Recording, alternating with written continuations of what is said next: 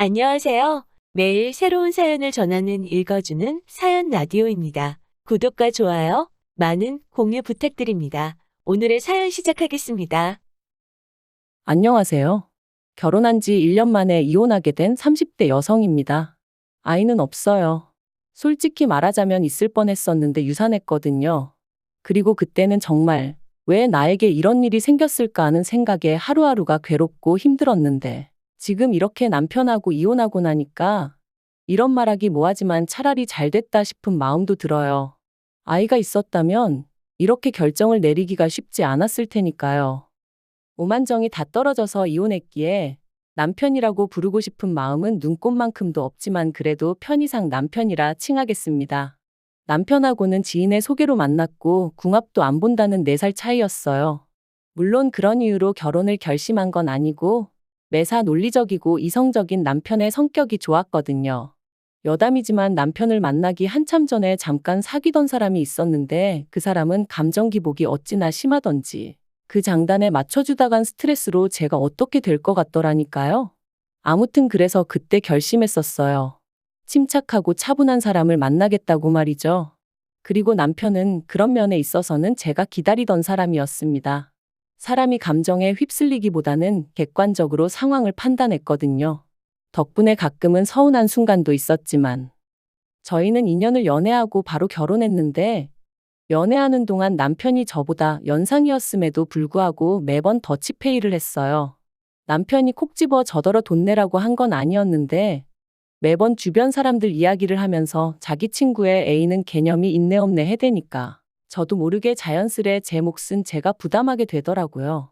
그리고 저는 솔직히 그런 제 자신이 쿨하고 멋지다고 생각했어요. 남편 말대로 저도 남편하고 똑같이 직장 생활하는데 당연한 거라고 생각했죠. 하지만 돌이켜 생각해보면 마음 한켠으로는 공주 대접 받는 친구들이 부러웠던 것도 같아요. 특히나 생일이나 크리스마스처럼 특별한 날에도 남편의 계산은 늘 정확했거든요. 제가 10만 원짜리 선물을 했으면 자기도 저에게 10만 원짜리를 주는 식으로요. 그러니 뭐 어디 가서 자랑하자고 하는 연애는 아니었지만 그래도 뭐랄까 좀 섭섭할 때가 있긴 했어요. 남편 말로는 35이 넘어가니 어머님 아버님께서 하루라도 빨리 결혼하라 성하라 하셨고 그런 이야기가 몇 번 반복되다 보니 어느샌가 자연스레 결혼 이야기가 오가게 되었습니다. 사실 연애하는 내내 주도권이 남편에게 있었던 것 같아요. 남편이 저보다 나이도 많았고 지금 생각해보면 개소리가 대부분인데 아무튼 그때는 그런 생각은 못하고 그저 좋은 게 좋은 거라며 남편 의견을 많이 따라줬거든요. 그리고 결혼 이야기가 나오면서 남편이 그러더라고요. 요새는 다들 반반 결혼하더라면서 그게 자기가 봐도 서로에게 공평한 것 같답니다. 성인 두 사람이 만나 가정을 이루는데 기여하는 바도 동일해야 서로 동등한 권리를 가질 수 있는 거 아니겠냐면서요. 마침 또 그 무렵 여성 인권에 관한 뉴스도 쏟아져 나올 때라서 그게 정말 그럴듯하게 들렸죠. 그래서 10원짜리 하나까지 반반 부담해서 결혼했습니다. 친정부모님이 아무리 요새 젊은 사람들이 손해보기 싫어한다지만 그래도 결혼하는데 어떻게 그렇게까지 따지냐며 혀를 차셨는데 정말이지 친정부모님 말씀이 틀린 거 하나 없었어요. 사랑해서 하는 결혼이라면서 10원짜리까지 따져가면서 결혼했다는 게 지금 생각해도 어이가 없네요. 하지만 어쨌든 그땐 바보천치 마냥 제 눈에 뭐가 똥이고 뭐가 된장인지 배는 게 없었어서 그렇게 남편과 부부의 연을 맺었습니다. 그리고 그때부터 각자 월급 관리해가면서 생활비의 공과금은 각출해서 썼지요. 이때도 역시나 10원 단위까지 반반 나눠서 냈고요. 그런데 황당한 건 생각해보니까 그런 와중에도 집안일은 제가 더 많이 했어요. 특히나 부엌일 같은 경우 남편은 제가 여자고 아내이니 당연히 제가 하는 게 맞다고 여겼죠. 그런데 저 또한 그게 불공평하다 생각치 못하고 어째서인지 당연하게 받아들였어요. 남편은 늘 저더러 살림을 잘한다, 야무지다 이런 말로 저를 칭찬했고 그러면 왠지 인정을 받는 기분이었거든요. 바보 같았죠, 정말로. 제가 도대체 뭘 생각하면서 살았던 건지 모르겠네요. 그런데 그렇게 신혼생활을 이어가던 결혼한 지 8개월째 되던 때였습니다. 어째서인지 그 무렵 몸이 찌뿌둥하고 평소와 다른 게 느껴지더라고요. 그래서 별 생각 없이 감기 몸살약을 먹으려다가 문득 혹시나 하는 마음에 병원을 찾았는데 임신이었죠. 계획보다 빨리 찾아와준 아기 천사 때문에 놀라기도 했지만 이내 그 놀람은 기쁨으로 바뀌었고 바로 남편에게 연락을 했어요. 남편도 소식을 듣고는 정말 뛸 듯이 기뻐하더라고요. 하지만 임신 4개월 차가 돼가던 때 시부모님과 함께 점심 식사 자리를 갖게 되었는데 이런저런 이야기가 오가던 와중에 산후조리원 이야기가 나왔어요. 그래서 제가 주변에 다녀온 언니들하고 친구들에게 물어서 몇 군데 알아놨다 하니까 남편이 대뜸 비싸지 않냐면서 저더러 모아둔 돈은 있냐고 묻더라고요. 그리고 그 얘기를 듣는데 솔직히 순간 이게 무슨 소리지 싶었죠. 그래서 산후조리원비를 내가 내라는 거냐니까 산후조리원은 선택이지 필수가 아니잖아 그러더라고요. 지구상 모든 여자들이 출산하고 산후조리원에 가는 건 아닌데 한국 여자들만 유독 유난스럽다면서요. 그러면서 저더러 제 돈 내고 갔다 온다 하면 그건 뭐라 안 하겠는데 대신 다녀와서는 집안 청소도 2주 동안 제가 해야 된답니다. 제가 집을 비운 동안은 자기가 다 해야 한다면서 말해요. 그리고 그런 이야기가 오가는 동안 시부모님이 보이신 반응도 어이가 없었습니다. 솔직히 다른 사람들 말이 아이를 가지면 산후조리원 비용 정도는 시댁에서 지원해 주시는 일도 있다던데 저희 시부모님은 산후조리원비를 아내더러 내라는 한심한 당신들의 아들을 보고도 웃기만 하실 뿐 하다못해 말이라도 왜 그러냐 그런 소리 좀 하지 마라 뭐 그런 말씀 한마디조차 없으셨거든요. 그래서 결국 참다 못한 제가 시부모님더러 오빠가 너무하지 않냐고 투덜거리니 기껏 하신다는 말씀이 저희 남편 성격이 원래 똑부러지지 않냐면서 당신들 아들이지만 틀린 말은 안 한답니다. 그러니 거기다 대고 제가 무슨 말을 더 하고 싶었겠어요? 그리고 한편 조심한다고 조심하고 티를 안 내려고 무척이나 애를 썼는데 결국엔 회사에서 제 임신 사실을 알아버렸습니다. 사실 제가 다니던 회사는 직원 수가 10명 남짓이다 보니 솔직히 출산휴가니 육아휴직이니 이런 건 그림의 떡이나 마찬가지였거든요. 그래서 결국 임신 사실 확인하고 한 달도 채 되지 않아서 쫓겨나듯 회사에서 나와야만 했어요. 여담이지만 사장아들이 대표 자리를 차지하고 난 이후로는 모든 게 빡빡해진 상황이었다 보니 어디 하소연할 곳도 마땅치 않았고요. 노무사를 통해 법적으로 다퉈보라는 조언도 받았지만 거기서 받을 스트레스를 생각하니 뱃속의 아이도 걱정이 되어서 여러 가지로 엄두가 나질 않았던 게 사실이에요. 하지만 그러면 뭘 하나요? 어이없게도 퇴사하고 얼마 지나지 않아 아이마저 저를 떠났는걸요. 그리고 이로 인해 저는 완전히 무너졌습니다. 남편은 아이는 또 가지면 된다 했지만 딱히 위로처럼 들리지는 않았죠. 아무튼 제가 남편더러 당분간은 좀 쉬어야겠다 했어요. 직장을 다시 구하는 건 그래도 그동안 제 경력이 있고 하니 걱정할 바가 아니었으나 건강이나 감정적인 건 어떻게든 좀 추스려 놓지 않으면 안 되겠다 싶었거든요. 그랬더니 남편이 그런 건 뭐 저 알아서 하라더니 정말 일주일도 안 돼서 자기가 도맡았던 집안일을 손에서 딱 놔버리대요.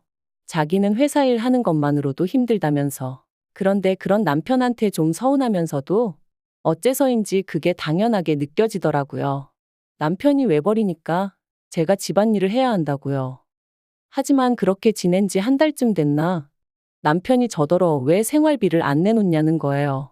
그래서 제가 난 직장을 안 다니지 않냐니까.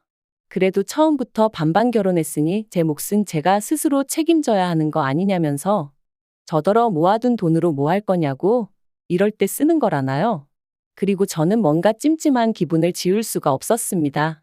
따지고 보면 자기는 바깥일 한다고 그래서 제가 집안일을 다 도맡게 된 건데 그렇다고 제가 집안일 한 거에 대해서 누가 월급 주는 건 아니잖아요. 그런데 생활비까지 내놓으라니 뭔가 단단히 이상하단 생각이 들었죠. 하지만 왠지 치사하기도 했고 당시 제 자존감이라고 해야 하나 그런 게 완전히 바닥을 치고 있었거든요. 내가 왜 이러고 살지? 이렇게 사는 게 무슨 의미가 있지? 그런 생각이 들 정도로요. 아마 지금 생각해보니 우울증 초기였지 않았나 싶네요. 아무튼 그렇다 보니 바보같이 따지고 들지를 못했어요. 말로는 치사하고 더러워서 주고 만다 했지만 실은 어쨌든 직장에서 잘린 건 저고 그런 제 자신이 초라해서 견딜 수가 없었거든요. 그런데 그런 와중에 괜히 남편하고 말싸움이라도 했다가 남편이 저를 무시하는 말을 하기라도 하면 제가 견뎌낼 수 있을 것 같지도 않았고요. 그런데 제가 가만히 있으니 정말 무슨 가만히로 보이기라도 했던 건지 이혼을 결심하게 된 결정적인 사건이 있었습니다. 저는 하루에 보통 2끼를 먹어요. 아침은 원래 직장 다닐 때도 안 먹었고, 점심은 도시락으로, 저녁은 집에서 남편이랑 먹었죠. 그런데 직장을 나온 이후로는 점심도 집에서 혼자 먹어야 되니까 별로 입맛이 없더라고요. 그래서 보통 간단한 스낵으로 허기만 달래는 시기였어요. 그리고 덧붙이자면 이 간단한 스낵은 전부 다 순수한 제 돈으로 샀습니다. 남편이 저더러 네가 어린애도 아니고 이런 걸 뭐하러 사 먹냐며 결혼 초부터 어찌나 눈치를 주던지 생활비로 사는 게 아까워서 그러는 것 같았죠. 그래서 그때부턴 과자 같은 건 그냥 제 돈으로 사 먹는 게 습관이 돼버렸네요. 그리고 그날도 점심은 쿠키 몇 조각으로 때웠더니 오후 5시 좀 넘어가니까 배가 고프더라고요. 그래서 저녁엔 꼭 밥을 먹어야지 하고 남편을 기다리고 있었는데 남편이 떡볶이가 먹고 싶다며 좀 만들어 두라는 거예요. 자기 와이프가 매번 점심은 간단히 때우는 걸 알면서 굳이 분식을 먹자는 건지 이게 별거 아닌 것 같지만 제가 정말 예민하던 시기였어요. 그렇다 보니 이런 것도 좀 서운하긴 하더라고요. 하지만 하늘에 맹세코 티는 안 냈습니다. 알겠다고 하고 안에다 떡이랑 라면이랑 그런 걸 많이 넣어서 끓여야겠다 뭐 그렇게만 생각했죠. 남편은 7시가 되어서야 도착했고 그런 남편에게 제가 너무 배가 고프니까 먼저 먹고 씻으면 안 되냐 물었어요. 그랬더니 남편이 자기가 뭐 찝찝해서 그렇다며 저더러 먼저 먹고 있으라대요. 이미 라면 사리도 넣었지. 남편 기다리다간 뿔게 생겨서 알겠다 하고 라면 사리만 먼저 좀 건져 먹었네요. 그런데 얼마 후 화장실에서 샤워를 마치고 나온 남편이 식탁에 앉아있는 저를 보더니 진짜 먼저 먹었냐는 거예요. 그래서 라면 사리만 좀 먹었다니까. 아무리 자기가 먼저 먹으라고 했어도 그렇지. 밖에서 힘들게 일하고 온 사람 김 빠지게 떡볶이도 자기가 먹고 싶다고 한 건데 어떻게 제가 먼저 손을 댈 수 있냐대요. 어이가 없어서. 그런데 남편이 거기서 그치지 않고 수건으로 자기 머리를 털면서 저더러 집에서 놀아도 배는 고픈가 봐 하는데 이건 누가 뭐래도 비아냥거리는 거였죠. 진짜 순간 얼마나 속에서 우라가 치밀던지 식탁 위에 있던 떡볶이 냄비를 그냥 바닥에 엎어버렸어요. 그리고는 다른 집 남자들은 아내가 힘들어하면 먼저 나서서 쉬라고 한다더라. 그리고 친구들하고 밥도 먹고 필요한데 쓰라고 용돈도 준다더라. 그런데 당신은 생활비니 공과금이니 따박따박 받아가면서 나한테 얼마나 대접을 받으려고 드는 거냐? 네가 나한테 해준 게 뭐가 있다고 나를 무시하냐? 정말 미친 듯이 쏘아붙였네요. 그리고는 당신이 경제적으로 무능력한 걸 반반이니 뭐니 말 같지 않은 소리로 덮어씌우는 거 내가 모를 것 같냐 했습니다. 찌질하다고 쪽팔려서 어디다 말도 못하겠다고도 했고요. 그랬더니 남편이 저더러 말 다 했냐며 남들은 남산만하게 배불러서도 회사 생활 잘만 하던데 너는 직장도 잘리고 애도 못 낳지 않았냐며 그런 저보다 자기가 100배 1000배 낫다대요? 그리고 그 소리까지 듣고 나니까 정말 오만정이 다 떨어지더라고요.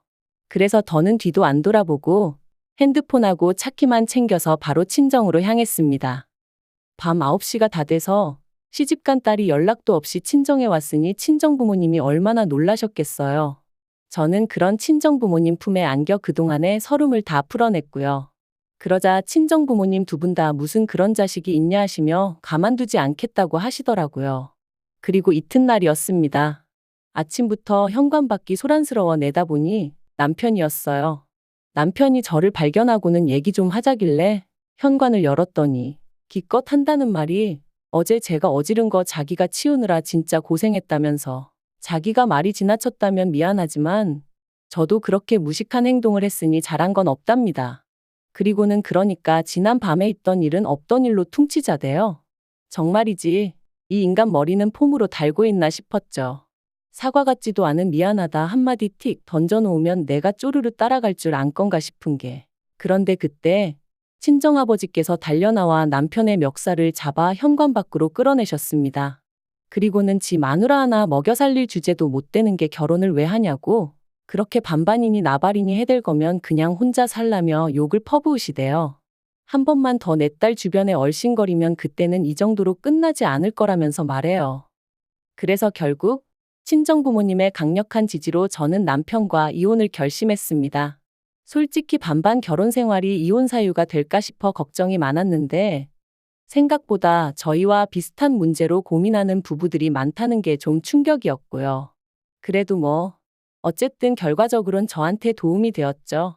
남편하고는 결혼 유지 기간이 짧았기에 위자료 같은 건 받아내지 못했지만 기대도 없었기에 그 부분은 딱히 실망스럽지도 않아요.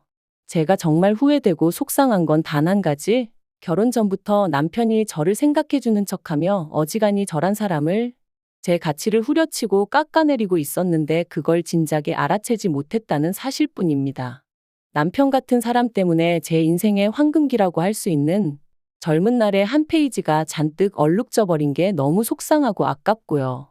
하지만 앞으로는 무슨 일이 생기건 간에 무조건 제 자신을 탓하며 살지는 않을 거예요.